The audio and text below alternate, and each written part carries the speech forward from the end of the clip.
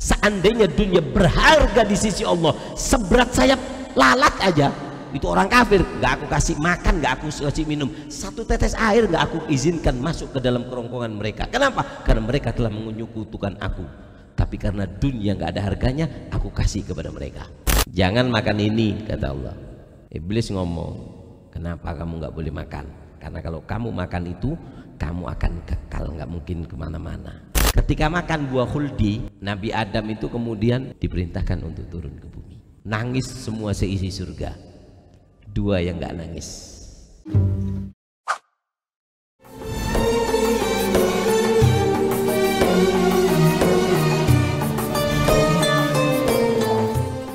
Rasulullah SAW bersabda, "Lau kanatid dunya, jika ada dunia, ta'dilu itu menandingi, ta'dilu itu menyamai, timbangannya sama, indallah di hadapan Allah, janaha ba'udatin seukuran daripada satu sayap daripada lalat. Lau kanatid dunya ta'dilu indallah janaha ba'udatin, seandainya itu dunia dan seisinya berharga di sisi Allah, timbangannya di sisi Allah, beratnya di sisi Allah sama seperti beratnya satu sayap lalat, maka apa? Masaqa kafiran, Allah nggak akan saqa kafiran, nggak akan memberikan minum kepada orang kafir syarbata ma'in, walaupun satu teduh air, satu tetes air nggak akan Allah izinkan dunia ini untuk dimiliki orang kafir. Tidak akan Allah berikan izin air untuk masuk ke tenggorokan orang yang kafir kepada Allah, jikalau dunia itu ada harganya di sisi Allah seperti harganya sayap daripada lalat. Apa harganya sayap? Di hadapan kita aja 1 kilo sayap nggak ada harganya. Kuring bisa. Nah, ini menunjukkan bahwasanya dunia ini nggak ada harganya. Di sisi Allah nggak ada harganya. Dunia itu nggak pernah ditoleh sama Allah.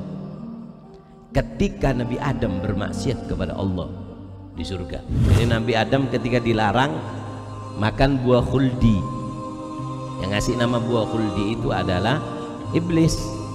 Jangan makan ini, kata Allah. Iblis ngomong, kenapa kamu nggak boleh makan? Karena kalau kamu makan itu, kamu akan kekal, nggak mungkin kemana-mana. Aku dulu sebelum kamu di surga, aku sudah ada di surga. Karena iblis ini dulu takmirnya surga, cuman karena sombong Allah turunkan derajatnya. Karena nggak boleh ada yang sombong. Al-kibru ridai, sombong itu adalah perhiasannya Allah. Kayak orang seorang ulama pakai jubah, pakai imamah. Loh, ini bajunya ulama. Jadi kalau masih kamu belum jadi ulama, ya jangan pakai gini dong. Nggak pernah mondok lengkap. Wah, ini ulama gadungan ini. Kata Allah, al-kibru ridai, sombong itu adalah surbanku, perhiasanku.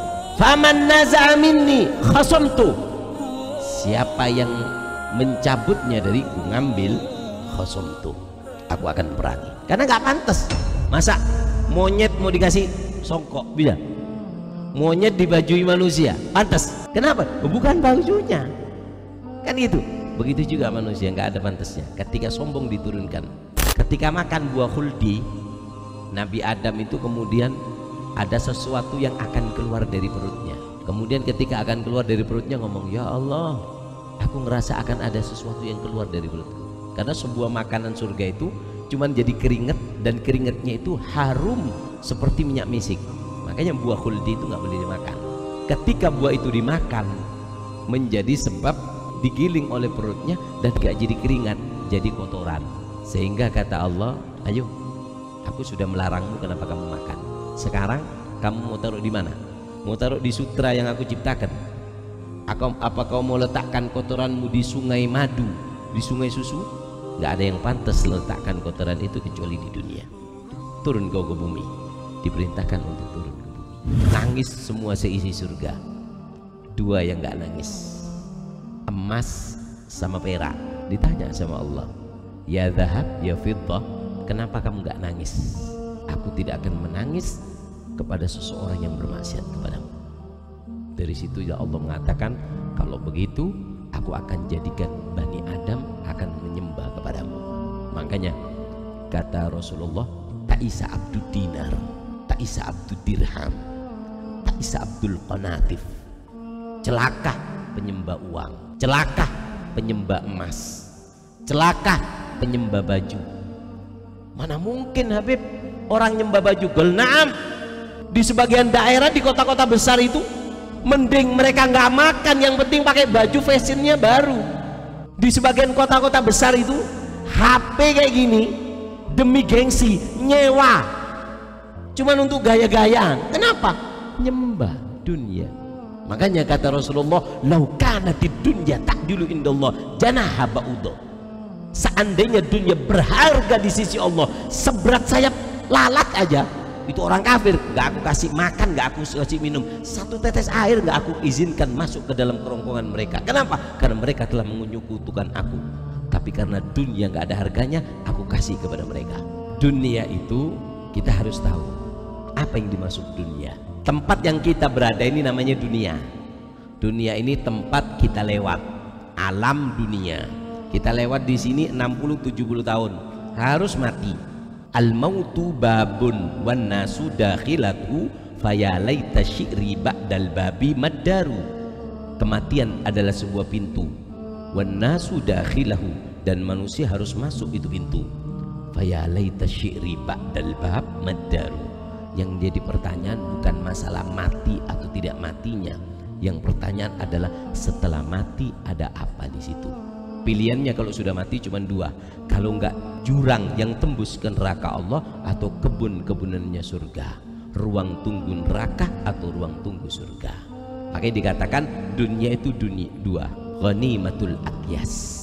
Dunia itu adalah tambang bagi orang yang cerdas. Kenapa? Dunia adalah tambang untuk bekal dia di akhirat.